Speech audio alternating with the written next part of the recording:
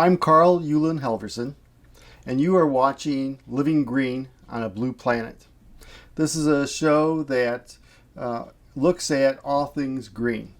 We address climate change and species loss and ecological destruction, but we also don't want to be left hopeless. So we also look at why we value this green and blue planet. And that is by talking to naturalists, being out in nature, looking at activities and sites that give us joy and inspiration and want to activate us to do something and to reduce our carbon footprint. And so today we're going to be following an event that took place in the fall of 2023, Festher Fest, that was held at Lindenwood Nature Preserve. Lindenwood Nature Preserve is this small but beautiful little preserve that is part of a larger wildlife corridor. So right across the street is a cemetery, which is also good land for small mammals and birds and butterflies and insects. And a little north of there is the campus of the University of St. Francis, which again has, a lake and has some preserve that was being created. And then south of there is also a park. And so there's this whole area that kind of cries out for animals to come and live. And it provides shelter and food and habitat. So at the Lindenwood Preserve in the fall, they held Festher Fest. And there's a reason why they held it there. In this small preserve, there are over 70 species of bird that at least some part of the year call Lindenwood home. Many of these are migratory birds, so it's part of the year.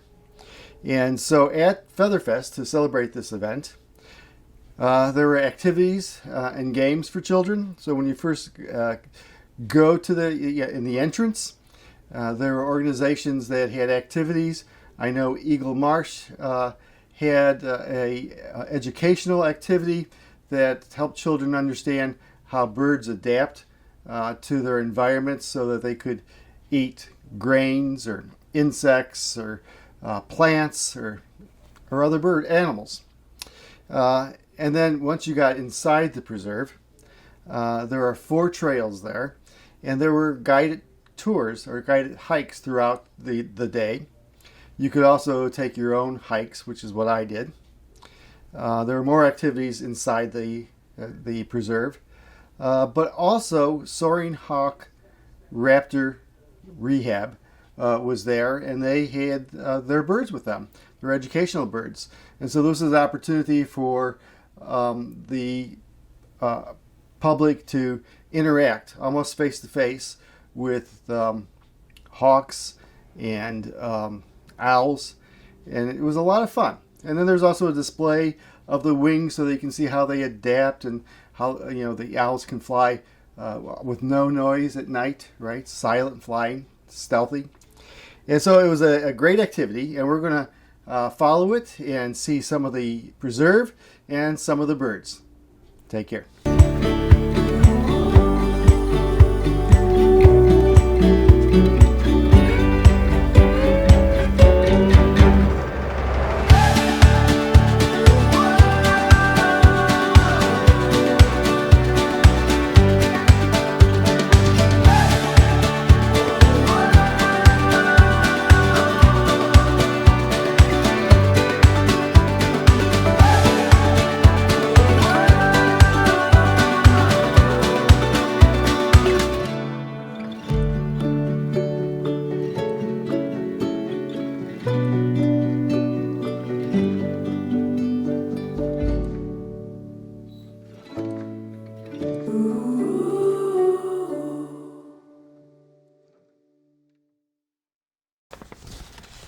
Okay, so we're going to talk about Soarin Hawk Raptor Rehabilitation.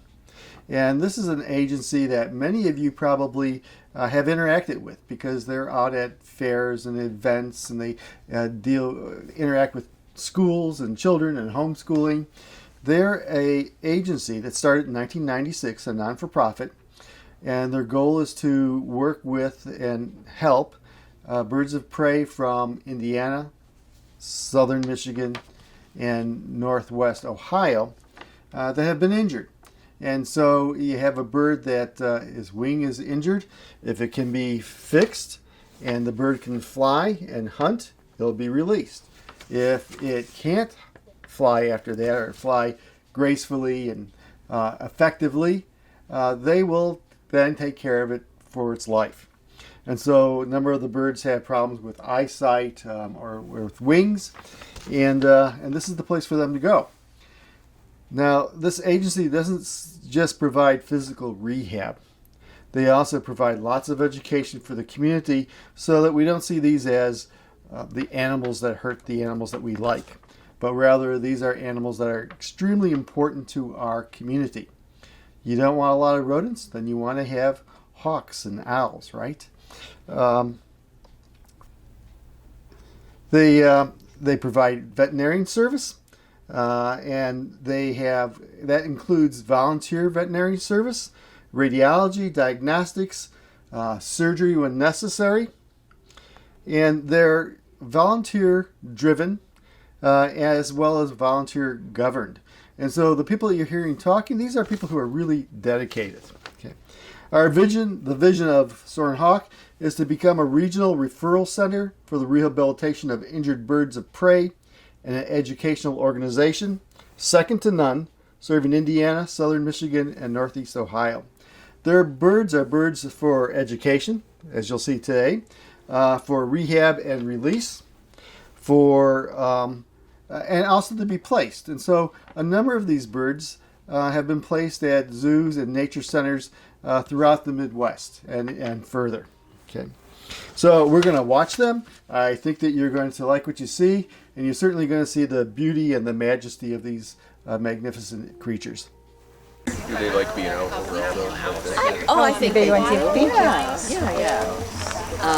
I mean, so she's doing this fluttering, and that's a stress sign. It's just, seeing lots of people. It's a little bit stressful. Sure. And she'll do it like if it's really hot out too as well, and then I'll know I need to give her some water.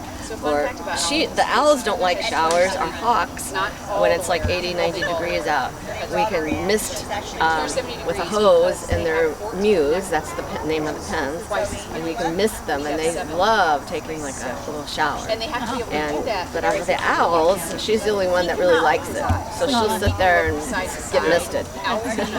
And there are this type of species around Fort Wayne, right? Oh yeah, I'm sure there's a great horned owl living in here. Really? Yeah. The best way to spot them, so they like to hunt at dusk and dawn. They're silent flyers. You will not hear them at all. Their wings, if you look at one of the wings, we have them out on the table, they're fringed. And so they're specially designed to absorb sound, and because of the fringe, they don't create a turbulence with the air. So they can sneak right up on you, and you have no idea they're there. But you can look for whitewash, which is their poop going down the tree trunk, and there might be one up there in a large hole. Another way is you might hear, when you start hearing crows, like a group of crows just going crazy. There's probably like a red tail or possibly an owl around, and they're trying to get it to leave. It's called mobbing. They'll mob it. One time, it wasn't with Athena, it was a different great horned owl that we had it at a presentation. It was outdoors. It was at the Wells County Fair. So the person is standing there with the owl on their arm, and a robin kept dive bombing. And so we were looking all around. We must have been near this robin's nest, and it was not afraid of the great horned owl. Just kept dive bombing. And of course, ours was an education bird, looking at it like, what? What are you doing? But that was a very aggressive robin. So that's a sign that you've got something in the area that's big, and the birds are trying to get it to leave. And then you can look and find who is the raptor that's out there. And what is that? This is a great horned owl. Great horned owl, and you can see her horns there. They're not really horns, but that's where she got her name. They're called plumicorns, which in Latin means feathered horns. And those are not her ears. They call them ear tufts, but they're not ears. Their ears are actually, they kind of look like this, like skin, and they are hidden underneath the feathers. So, I mean, you would not take a live bird and try to look in their ear. But, and so they have like specialized feathers that kind of outline their face. If you ever look at a picture of a barn owl, that has the best outline ever. It's the shape of a heart. But so they have these specialized feathers called facial discs, and those feathers kind of reflect the sound into the ears under their feathers. So all the feathers do something special, or they all have a purpose. Like she has all these little bristly feathers around her face, and then she can sense like insects or bats, or because they will catch a bat in flight. And which, if you've ever seen a bat fly around, that wouldn't be easy. Why this is the only raptor that routinely eats a skunk. A skunk? A skunk. Yeah, they like skunk. God be praised. Yeah. And they don't smell, so they don't. The skunk's odor isn't going to bother them. The only birds that we have at Soarin Hawk that smell are vultures, and they have, of course, very good smell. That's how they find their food. They have to smell something bad because they only eat things that are dead. So the other raptors, like some of the hawks and owls, will eat something dead if they're starving. But for the most part, they want it live. And why is this one still with you and not released? Well, if you look at her eyes, do they look the same? I only see one eye right now. Oh, okay. Oh, They do not look the same. Okay. yeah, so her left eye is like permanently dilated, and she fell out of her nest as a baby and got a head injury, and that damaged the sight in her left eye, and as you can see, her left wing is drooping. And so she had also a broken left wing, but she had been re-nested. It was on somebody's property. She had been re-nested. They didn't think anything was wrong with her, and it healed wrong. And so then it's too late then to fix it once it's already healed. So if they had called you and you might have been able to fix it. I think somebody did go out and take a look, but it was just, it was tiny, it was small. They couldn't, they just had to feel it, and they felt like it was okay, but it wasn't, and it healed uneven, and so she wasn't able to fly. So we didn't know it until after her brother or sister flew away. And then it was like, oh, she didn't go anywhere. What happened? How much does she weigh? She weighs around 3 pounds. Oh, same as the red tail. Okay, I want to tell you a little bit about Lindenwood Nature Preserve, but I don't have this memorized, so I'm going to be using some cheat sheets here, okay? Because I want to get it right because it's a really special place. Okay. So Lindenwood Nature Preserve became part of the park department of the city of Fort Wayne back in 1974 when the land was leased from the Lindenwood Cemetery right across the street. And after 10 years that lease expired and a foundation was made and the land was purchased and it became officially a park preserve of the city of Fort Wayne. In March 17th, St. Patrick's Day 1994, the Board of Park Commissioners knew that they wanted to preserve the land in perpetuity. It's right next to Jefferson Avenue and lots of development, and it would be easy for that land to be developed for other purposes, and they didn't want that to happen. So they resolved to protect the park in perpetuity by applying to the Department of Natural Resources for nature preserve status. And that was granted by the state of Indiana, and Lindenwood Park became Lindenwood Nature Preserve, and it's there forever. Okay, its mission is to protect Lindenwood's nature habitat, and when you're there, you're going to see sometimes deer. I saw a coyote once. There's raccoon and possum, mice, but there's lots and lots of birds and lots of amphibians and reptiles. Okay. The other mission is to provide programs and events designed to promote environmental education and cultural enrichment, and to foster awareness that the natural setting enhances the quality of life through artistic inspiration, spiritual connection, physical fitness, and exploration. When I'm there, there's often families there. There are classes going on. I taught at the University of St. Francis. I know the science departments used it regularly as their closest outing for students who are studying biology. Okay. Now, the nature preserve is not huge, but it is really beautiful. Okay, and so it's 110 wooded acres, and it's amazing how you can be there and there's traffic outside and you're in a different world. You're in a different place, a different time. So 110 wooded acres. It has an open-air pavilion for activities. It has 4 hiking trails. I've hiked all of them multiple times. Trillium Trail is a half a mile. Oak Paradise Trail is 2/3 of a mile. Trail of Reflection, the one around the lake, it's very, very pretty and easy to kind of just meditate and relax. That's a mile. And then the Maple Spur Trail is quarter of a mile. And so put it all together, and it's still not a lot, but it's enough to slow down, relax, remove yourself from the city, and appreciate the creatures and the plants that are around you. So you're going to be seeing scenes of hiking through there in between, listening to the birds or watching the birds. The admission is free. There are activities all the time, so go to their website and check it out.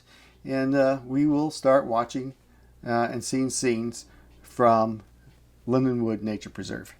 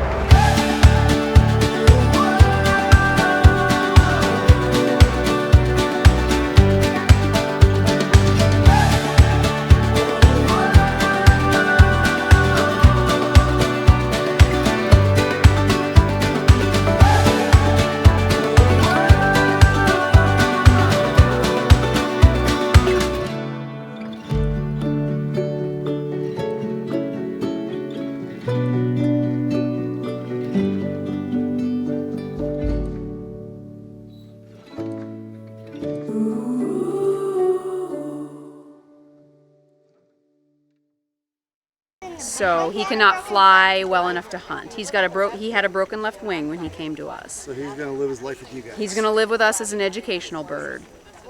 That's a pretty good life. It is a pretty good life. I mean, he's a great educational bird. He's very calm on the glove. Likes to talk so people can hear what they sound like. So He's beautiful. Frankie.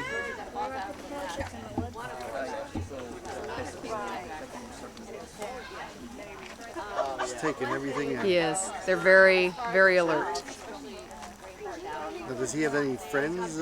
He shares his mew with another screech owl named Puck, another gray phase eastern screech owl. So they look very much alike. When I go in to get Frankie, I have to stare at him to see who I'm getting.